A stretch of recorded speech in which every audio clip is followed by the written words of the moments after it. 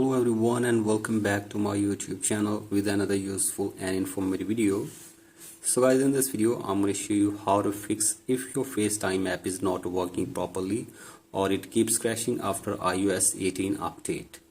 So guys, if you have updated your device to the latest version but your FaceTime app is not working properly or it keeps crashing, here I will show you how can you fix it. So guys, for that you have to simply watch this video till the end. So guys, the very first solution for this problem is that you have to simply update the latest version of FaceTime in your device. So guys, for that open your App Store and search here for FaceTime.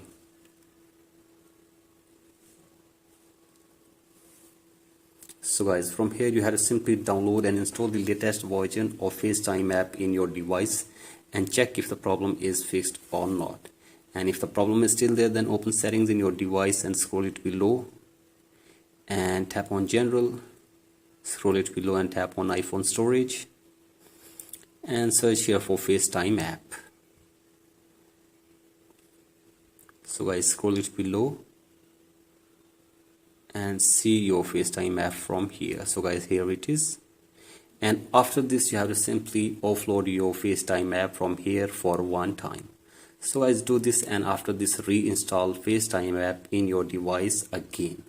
So guys, do this and check if the problem is fixed or not, and if the problem is still there, then force restart your device for one time as well. So guys, for that press and release the volume up button and then down button and keep holding the power button until your device force restarts. So guys, do this and after this hopefully your problem will be fixed. So guys, that's it for today's video. Hope this video helps you. Please like and subscribe to my YouTube channel as well. Thank you.